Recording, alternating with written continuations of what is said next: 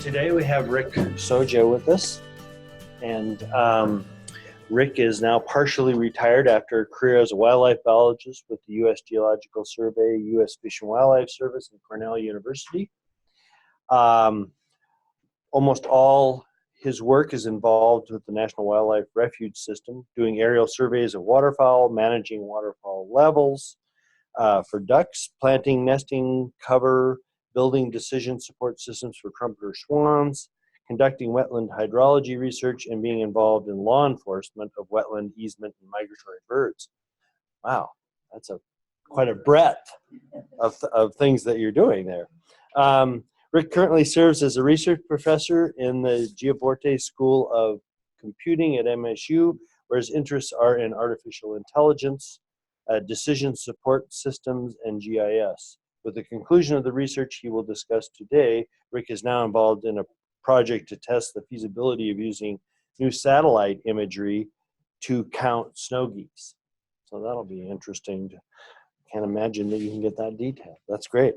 He holds degrees from Cornell, Iowa State, and Colorado State. He is active in the hunting dog world. Oh, I guess there isn't a dog in this picture. I was thinking did you take that picture? Did you take that picture? No, some brave soul did, it seems like.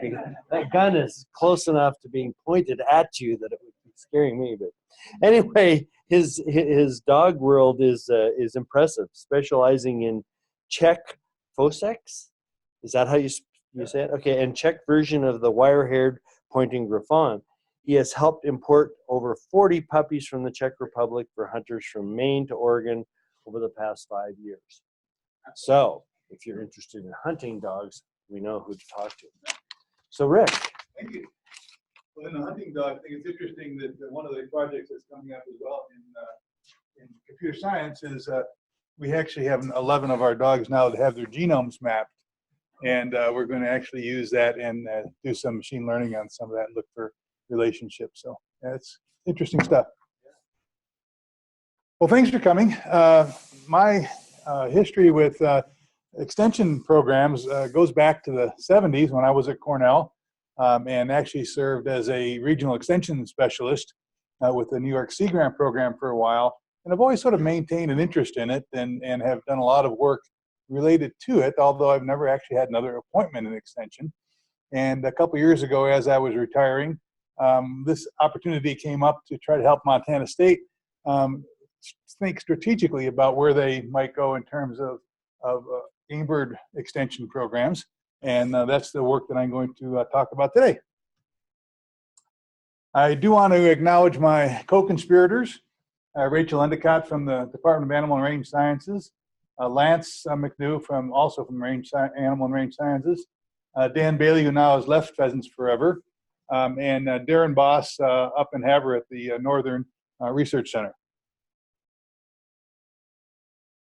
I'd like to thank Pheasants Forever for some funding that they provided for this, to all the county agents for participating, and some photos that some friends and relatives have provided.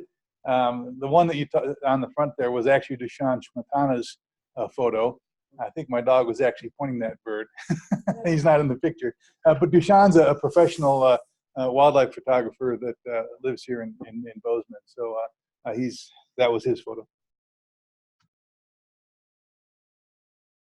When we think about wildlife habitat across the state of Montana, we're often faced with scenes like this, some which are pretty irritating when you start seeing the soil sifting across the roads, when you start seeing the actual roadsides and the roads sometimes being plowed up and cultivated, and when you see overgrazing situations. And it's not just disappointing from a wildlife perspective, it's obviously disappointing from an agricultural perspective as well.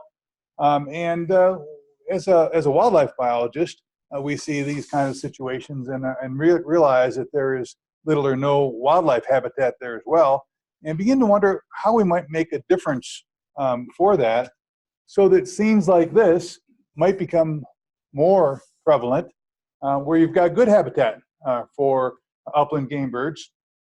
And I'm just talking about upland game birds today. I don't mean to say that that's the only wildlife that we should be worried about, that we should be concerned about, but that's sort of the focus today. But we really would like to come up with ways where we would see more of these kinds of scenes across Montana, where there is a good habitat for wildlife, and that's part of the talk that today we're going to visit about. Making a difference in habitat quantity and quality for sharp-tails, pheasants, and partridge at a landscape scale, and we'll come back to that landscape scale, we require efforts and programs affecting large numbers of private landowners throughout key areas of the state. What we're trying to do is we're trying to avoid sort of the postage stamp situation where we manage a quarter section for a particular aspect of wildlife habitat, but doesn't connect to other areas, and you really aren't thinking from a landscape ecologist perspective in terms of what the greater scale is. Well, there are certain things that can affect things at a landscape scale. Federal farm policies, NRCS and FSA programs are huge. And in fact, lately it's been more of a negative than it's been a positive in terms of the amount of CRP land, for instance, that's been taken out of the program and put back into production. It's really hurt wildlife habitat across the northern tier of states. And Montana has been particularly received a lot of the brunt of that reduction in CRP, and it's really affected game bird numbers. Conservation Reserve Program, part of the USDA's program, where the farmers are paid to plant grasses and not to cultivate the land for a period of 10 to 25 years. One of the things that I would argue is that you can't really manage landscapes without thinking about things from a policy perspective. You can manage quarter sections, you can manage sections, you might be able to even manage several sections. But you start thinking about several townships or a county, you really can't manage that kind of habitat per se, because what you have to do is you have to affect the kind of habitat that's there by, the old saying was fire, axe, plow, and cow. Those sort of the four things that you used for actually affecting wildlife habitat.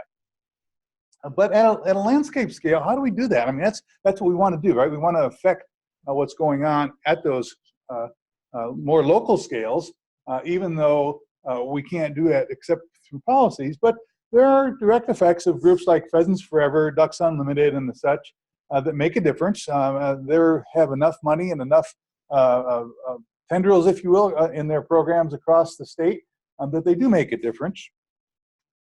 And Montana Fish, Wildlife, and Parks and the U.S. Fish and Wildlife Service private lands programs, like the Upland Gamebird Enhancement Program, for instance, of Montana Fish, Wildlife, and Parks, can help too, because they've got a lot of money and they do try to reach out to landowners across the state. But I think we need to expand another component.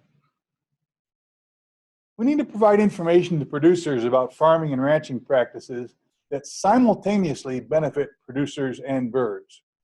And the wording in that particular thing about farming and ranching practices that simultaneously benefit producers and birds is something that Lance McNew in Animal and Range Sciences, I think, sort of, I don't know if he coined it, but it's sort of where I picked it up from.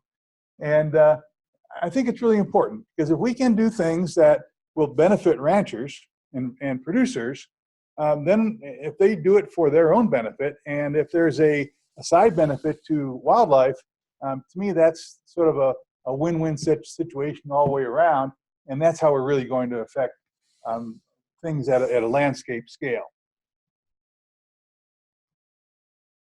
The potential to have landscape scale effects seems pretty obvious if you think about the broad distribution of professional extension agents across the state, and that's not unique to Montana, obviously. But it does. It covers the whole range of producers and ranchers and private landowners, across the state.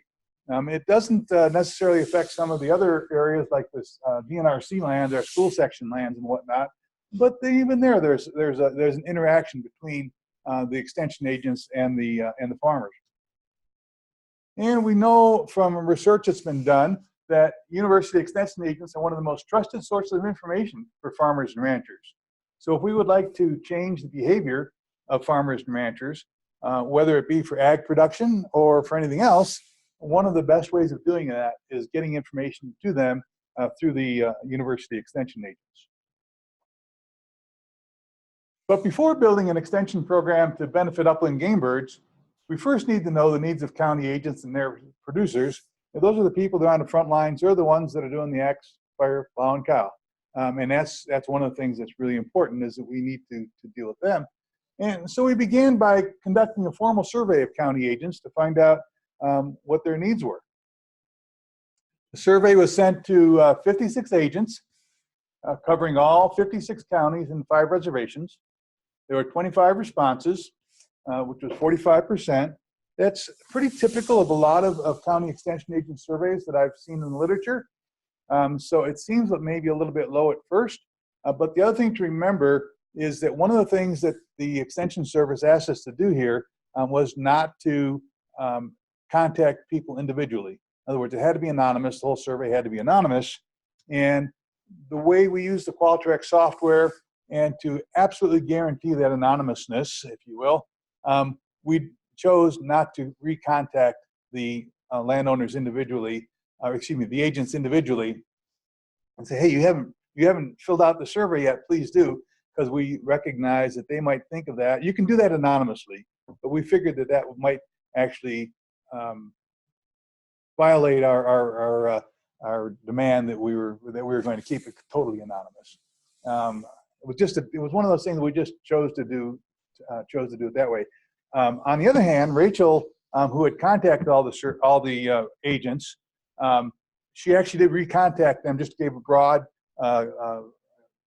email out to all of them and say, hey, if you haven't filled it out, please do, and did that a couple times. I think we actually had 3 contacts to them. So we did remind them, but we didn't remind them anonymously. And that's one of the ways you can really increase your response rate, is by contacting the individuals who you know haven't responded yet and say, hey, please do, and that really helps. We chose not to do that because we really did want to focus on that anonymity. By the way, if you have any questions that are going on, please keep this informal. Please feel free to holler out with a question. There were 34 questions in our survey, and they focused on habitat and the annual life cycle of birds, particularly nesting cover, food plots, and winter cover. The reason the questions word there is in white, there'll be a couple of actual questions that you'll see come through, and I've tried to use white font so that you recognize those are the actual wording of the questions when you see it in that white font. There were 13 specific categories of questions. General interest in upland game birds by various audiences as perceived by the agents. Nesting cover, food plots, winter cover, managing rangelands and pastures, government and private organizations, the cost share programs for habitat management. That's sort of the CRP thing that we were talking about earlier, Kath, and there's a whole bunch of other ones that are similar to that. Hunting, precision ag, cover crops, managing small grain stubble heights, extension program resources and tools, program planning activities, including serving on advisory committees, in-service education, and sources of expertise. So those are the 13 categories of questions that we focused on. One of the things I want to remind and mention here, I guess I can't remind until I mention it first, is that these are questions that are given to the county agents. And it's their perception of what the producers and ranchers in their particular county are doing and what they feel. It's not a direct survey of ranchers and producers. It's a survey of the county agents and how they're interacting.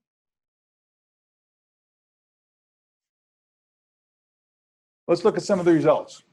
First of all, 68% of the agents perceive the current level of interest in game birds by ranchers, producers, and other landowners as either high or medium. This was the actual question. In my county, I perceive the current level of interest in game birds by ranchers, agricultural, and other landowners as, and there's the results. I thought that was quite high. I mean, you think about, there's 68% said that their producers were really interested in these kind of things. And I think what you're going to see is a common theme, I think, throughout this presentation, is that the agents felt like their producers really were interested in more information about upland game birds and their management. Agents responded they expected this interest to remain stable for the next 5 years, and 50% also felt that game bird issues were at least of equal importance to their ag producers compared to other natural resource issues in their counties. That's not to say that they would be of equal importance to agronomic issues that they might be dealing with, but of the other natural resource issues in their county, they felt that upland game bird issues were at least of equal importance. How often, and again, the white font, this is the actual wording of the question, how often have you been asked about establishing or managing nesting cover for game birds in the past 3 years? And the response was 71% said, I've never been asked about managing nesting cover for upland game birds. But again, 25% said that they've been asked at least 1 to 5, they're asked at least 1 to 5 times per year. That's still fairly significant. I mean, these are rural counties that don't have a lot of producers, of course. The primary interest was about the specifics of establishing nesting cover, species mix recommendations, seed sources, grass drills, irrigation, soil prep, and the like. And that's not too surprising. I mean, the county extension agents are a source of agronomic expertise, and that's where you sort of expect them to go. And one of the things that, whether it's upland game birds or anything else, when it's in terms of nesting cover, where would you go for expertise on the agronomic aspects of establishing nesting cover? I think one of the places you would go would be the county agents.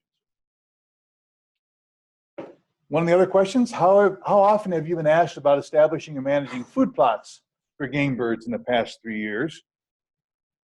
And again, almost half said that they've been asked fairly frequently about how to manage food plots. Again, not too terribly surprising because it relates to that agronomic expertise of the agents. Again, this is sort of one of the questions specifically, but each question, so we could drill down. If they said, yes, I get questions about food plots, then we'd ask more specific questions about that. I'm not going to present all of that today, but I want to let you know that there were more detailed questions that were asked. You know, things like what size should food plot be? What crops do you recommend? What are my options for perennial food plots, etc. And you know, that was, so we actually have a lot more detailed information than just the broader questions. Only 24% of the agents received questions about managing ranges and pastures specifically for upland game birds. The primary one being, what grazing systems can optimize livestock operations and still favor game birds? That goes back to that one of those original questions that I mentioned that Lance, or phrases that Lance had sort of coined, and I think that's important. You know, when we think about, obviously the agents are receiving, let me say it differently. Obviously, more than 24% of the agents are receiving questions about grazing and managing rangelands, but this question says specifically for upland game birds, then it's fewer questions that they're asked about in terms of upland game birds. But again, this idea of optimizing livestock operations and yet favoring game birds is critical. What we're trying to avoid is this situation, and we all have seen overgrazed pastures across Montana, and it doesn't really matter what part of the state you're in. You'll see it if you're out and about and looking. And I think that most people would recognize this as I was going to say non-viable. It's probably not economically optimum, I guess would be the way of saying it in terms of actually producing beef as well. And what we're trying to do is think about what I would suggest that the university needs to do is think about those kinds of range management schemes, livestock management schemes that are going to benefit the producers from a livestock perspective, and as they have a side of benefit will actually help with wildlife habitat too. You know, in situations like this, you're obviously going to have as much supplemental feeding and whatnot to make this ranching operation pencil out, and it may not be penciling out very well if you looked at the details. 63% of the agents are moderately or extremely interested in learning about sharp-tailed grouse research in relation to grazing systems being done by MSU faculty working in central and eastern Montana. And at least 17% were slightly interested. So that's about 80% were interested in getting more information about that. The next question was, how often have you been asked about establishing and managing winter cover for game birds in the past 3 years? And actually, about 40% actually do get questions about that. And again, not too surprising. It's probably not so much in terms of wetland restoration, which is probably provides the best wintering cover for upland game birds, but it's probably about shelter belts and the like, which again, sort of relate to that agronomic expertise of the county agents. The percentage of agents receiving questions that may have a direct effect on game birds in the past 3 years about cover crops and small grain was 95%. About precision agriculture was 59%. And about managing stubble heights and small grain was 42%.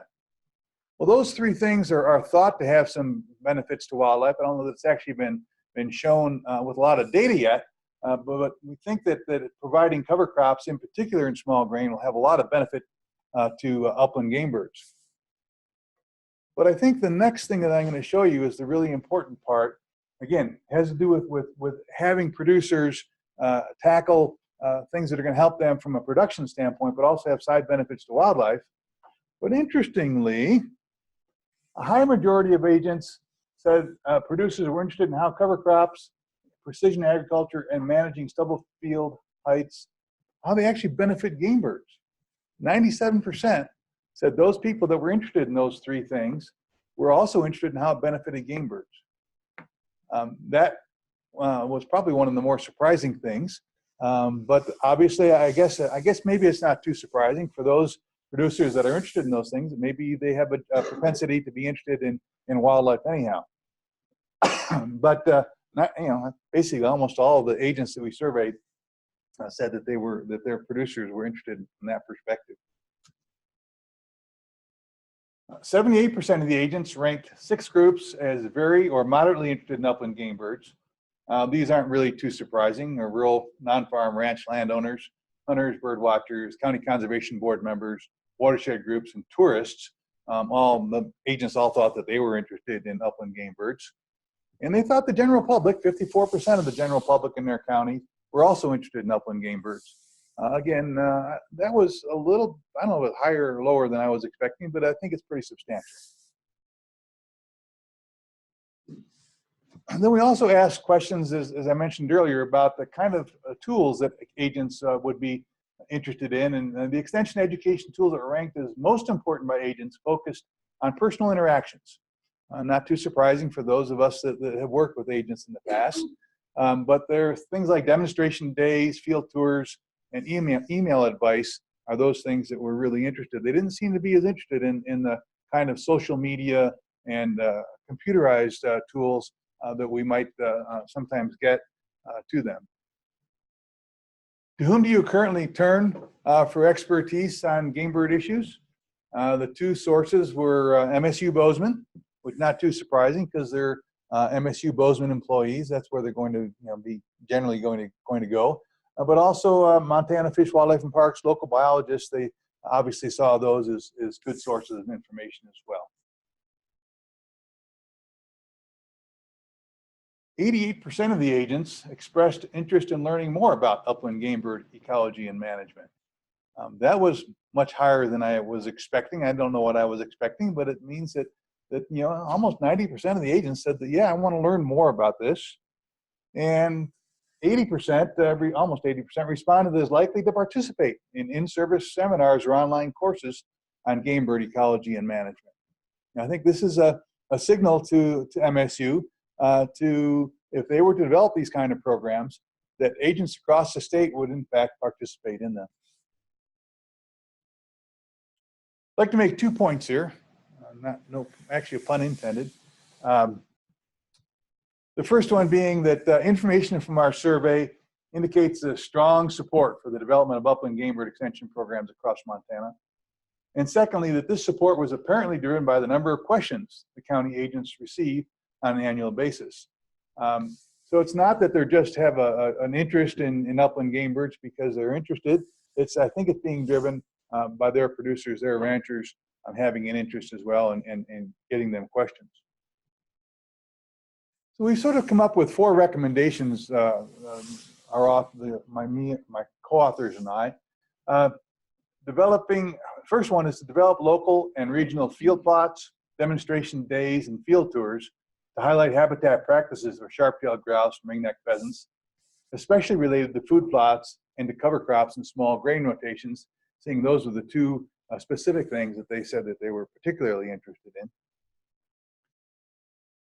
A second recommendation was to develop in-service training for extension agents on upland game bird ecology and management that they could apply when creating local extension programs. And those are those 80 and 90% figures that we saw in terms of the agents being interested. The third recommendation is to develop an extension program focused on MSU's research on grazing systems and sharp-tailed grouse. And that was a direct result of course, Lance being involved in the study. We asked a specific question about that. Would they be interested? In fact, they were very interested in that. So we think we should there should be a program that should be focused, an extension program focused on that specifically. Fourth recommendation is following the published guidance of experts in extension program development. We feel that the MSU extension folks should really develop a strategic plan for an extension program that targets upland game birds and their habitat. This will be effective in helping multiple counties address their own local needs. This should not be a top-down kind of a strategic plan, but it should recognize that there's a lot of interest at the local level, and how can we capitalize on that interest at the local level to build a strong statewide and regional program. This particular publication from 2015 is a special issue of the Journal of Human Sciences and Extension. There's an article called The Cooperative Extension Program Development Model, Adapting to a Changing Context, which really does an awfully nice job at explaining the current way of, if you will, that's recommended for building these kind of strategic plans.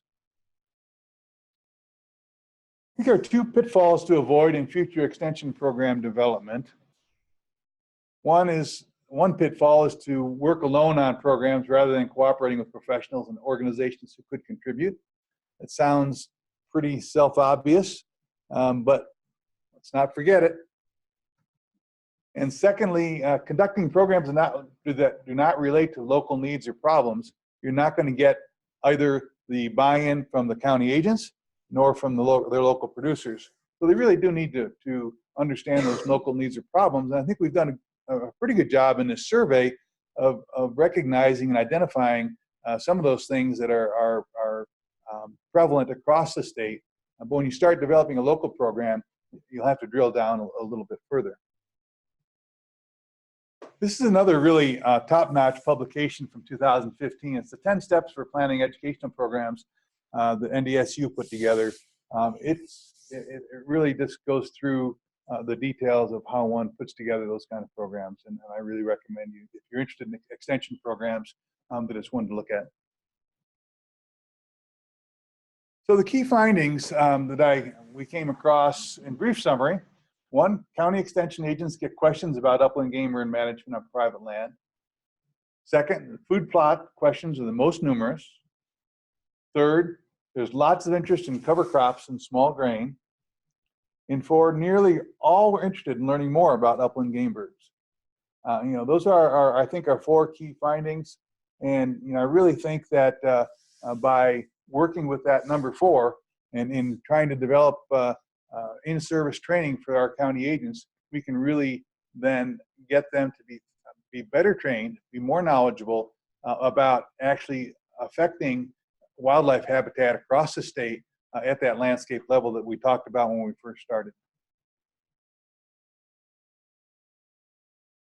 Do landowners, this is sort of an aside, but when you think about that, one of the other questions that sort of comes up in my mind is, do landowners sense that their land can actually raise more birds than they currently do? If they don't, this might be a reason for initial programs that help them understand the capacity of their land for hatching, grazing, and wintering birds, just like they do for raising barley or cattle.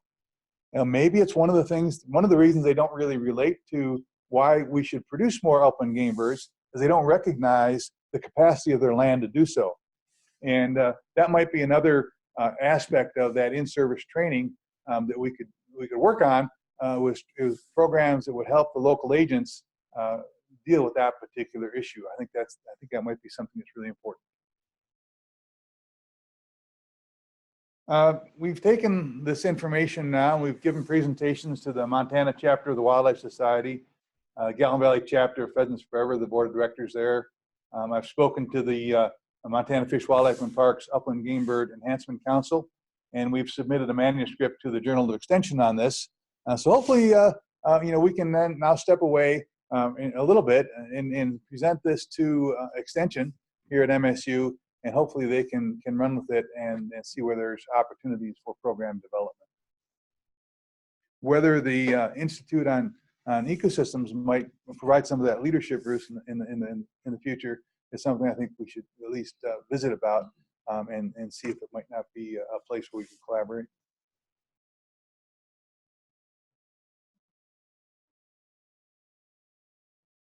Any questions?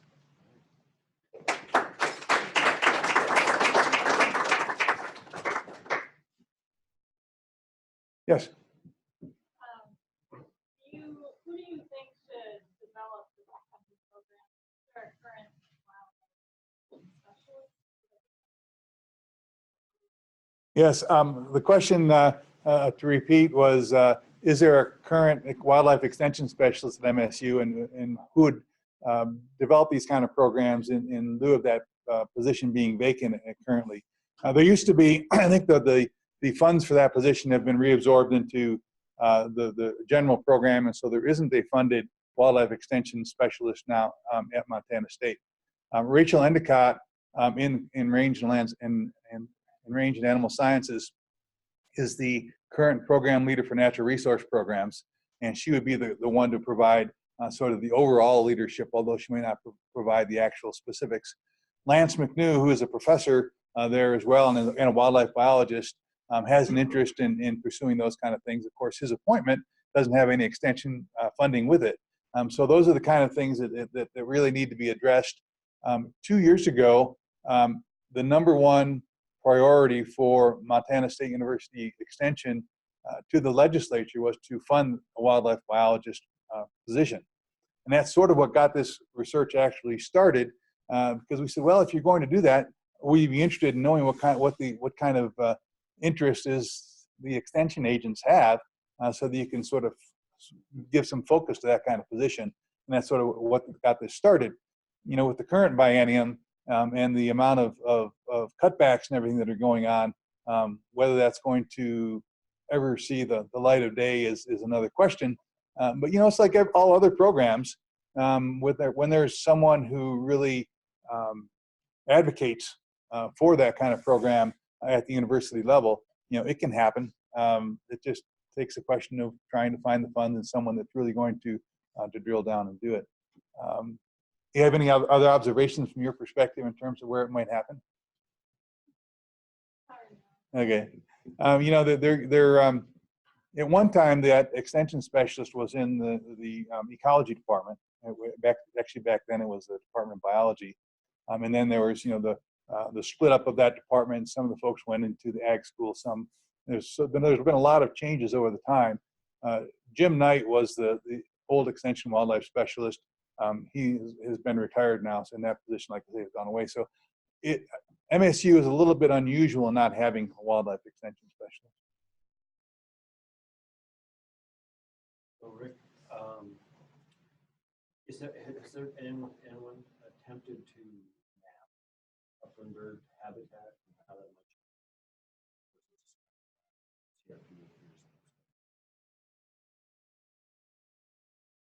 much? There's two answers to that question. There's some things that Montana Fish, Wildlife, and Parks has done that sort of relates to that, but it's not a very quantitative assessment of the juxtaposition, both in space and time, of spring habit, of nesting cover, brood habitat, fall habitat, and wintering cover, and how that all sort of relates together.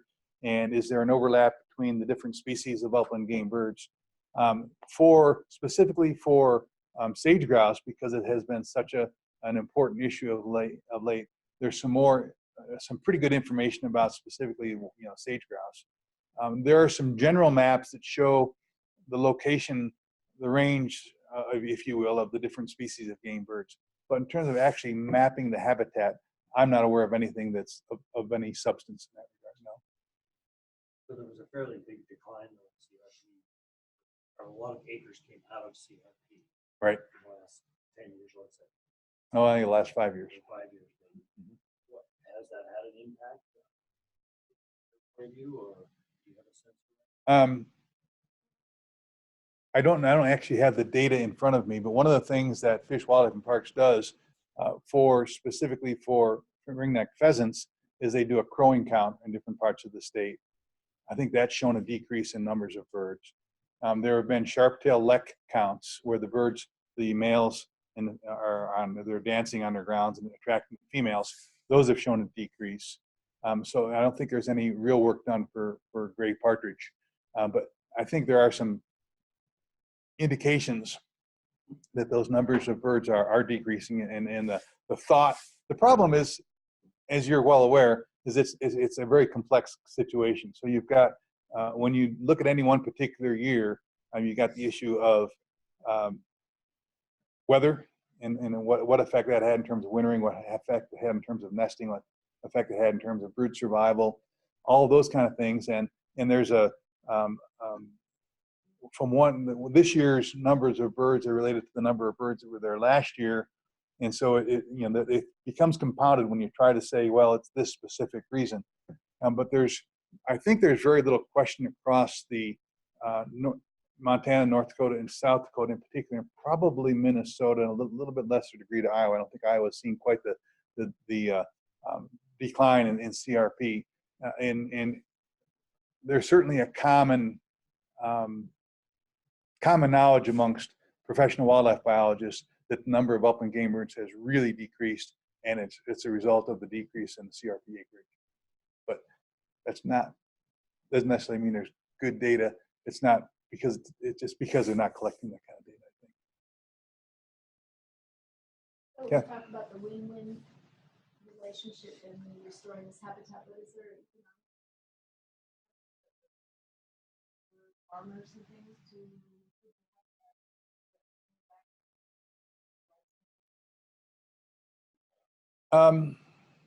That's a fairly complicated question. It's a really good one. It relates also to the philosophy, if you will, of how much do you want to privatize wildlife. For instance, if you were to try to encourage, which MSU did many years ago and sort of gotten in trouble, if you will, with the professional wildlife community, because they were trying to say, well, if we produce more birds, more game on our land, we can then sell those hunting rights, and then we'll attract more people, we'll make more money. I think that is one aspect of it that probably shouldn't be pursued in terms of the way we value wildlife in this country. The flip side of that is that as you produce better and better habitat, and I don't have the numbers at the top of my head, but in the paper, we've actually gone through and looked at the expenditures that are from pheasant and upland game bird hunters across the state, and it's millions and millions of dollars. I don't remember; it's tens of millions of dollars that are spent every year. So there is a real benefit to having game bird numbers. South Dakota is a classic example of a state that just really concentrates its pheasant hunters, and they make a ton of money. The tourism industry does there because of pheasant hunters. So I think there's a real economic impact possible here in Montana as well. The other aspect of it is that, and I sort of that win-win, if in fact you can think of producers doing a better job at their agronomic and ranching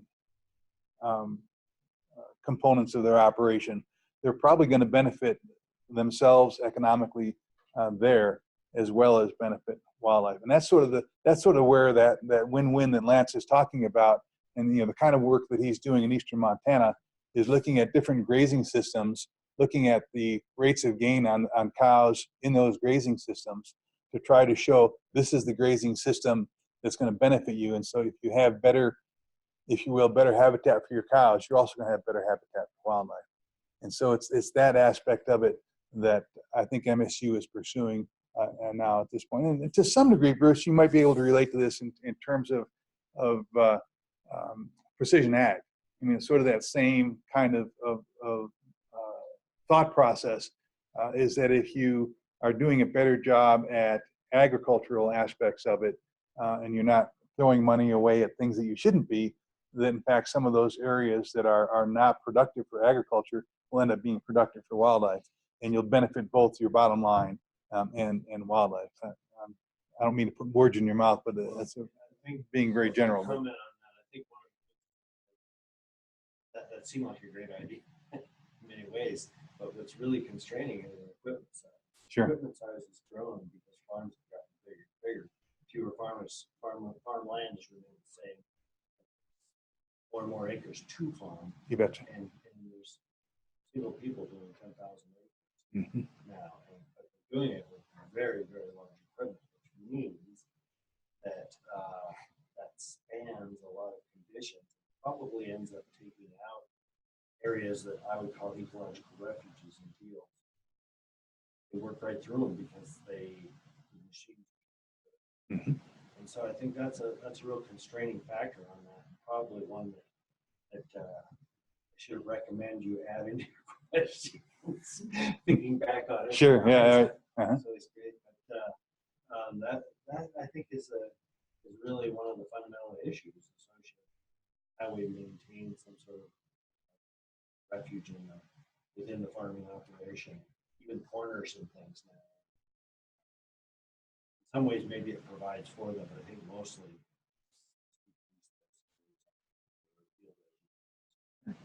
I don't know how that sort of would relate to grazing systems. It might be a little bit different. Yeah, that's grazing systems is a very situation, but I can agree more with the fact that most of the methods that I think is with grazing that are good for cows are probably good for birds. From a sustainability. Yes. So you mentioned that one of the supports that you provided in legislation, data refund the extension specialist, the wildlife extension specialist, is that around, I don't remember the number, 60% of extension agents has received 1 to 5 questions in the last 3 years related to game birds. So how many questions do extension agents receive in 3 years? My perception is that 1 to 5 questions is a very, very small percentage of the questions we receive. I would agree, but at the same time, they may be very important in terms of having an effect on wildlife habitat. So I don't think we necessarily have to think about it in terms of the total number of questions. It's sort of the effect that addressing those questions in the correct manner, if you will, in terms of promoting wildlife habitat is what we're really trying to go after. If you think about one of the things that's gone through my mind a lot, which I think is sort of what you're relating to, is the number of responses that we receive. If you think of 50% of those responses, still only a dozen agents. If a dozen agents receive 5 questions, that's 60 questions a year. Well, I don't know if 60 questions a year is a lot or a little. If those 60 questions affected, 1,000 acres each of habitat, then all of a sudden you're looking at 60,000 acres of habitat that's maybe been affected in a positive way. I mean, I'm making a lot of assumptions there, don't get me wrong, but I don't know that it's inconsequential, but it's a good question, and it would really take a lot of pencil and paper, if you will, and spreadsheet work to really delve into that to the point of knowing the specifics of the trying to quantify what the effect would be. Did that answer your question?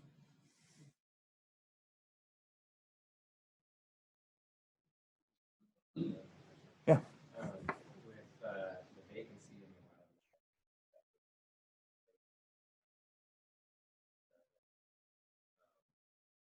not likely going to be strong leadership take over a program development like this. About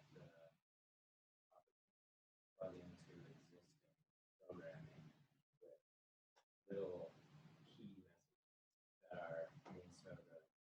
range specialists and what talk about ecology of cultivated fields and experiment stations that have field days, and there are opportunities to have extension programming in there. Totally agree. It's sort of more of a comment than a question, I guess. But the question is, who's going to do it? And I guess a follow up on that is where's the research? well, I'm being semi-retired. I sort of did this just sort of out of love, if you will. Pheasants Forever gave me $6,000 to sort of help defray some expenses, but there weren't any real expenses in this either. Just trying to make the point of how important this is to the state. And will MSU recognize it as a priority? I don't know. I can't answer that question directly. I know that when I visited with Jeff Bader when we first got this whole thing started, he's expressed an interest, and Cody Stone now has expressed an interest as well. But things change. How would we, whose responsibility is it to foster that? Is really sort of the question. I think that the essence of the question that you're asking. I'm not willing to, I guess, respond on the basis of MSU's. Who's going to wave that banner for MSU? I'm trying to do it as best I can, just from my own personal perspective as sort of a semi-retiree. I don't know. And I guess more, I was just thinking if there is a direct way to leverage.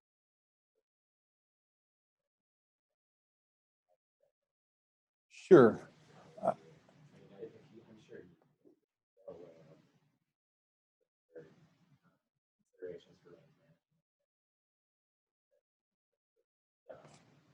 But someone still has to ride herd on it. I don't know who that's going to be. I think that's sort of the essence of making it happen. I'd sure like to encourage, the IOE to sort of help with that, but whether that fits in their context of where they're going or not, I'm not sure. Certainly Rachel seemed to be interested in it. Who will take over from Rachel when she leaves? There's lots of questions. Other questions? You betcha.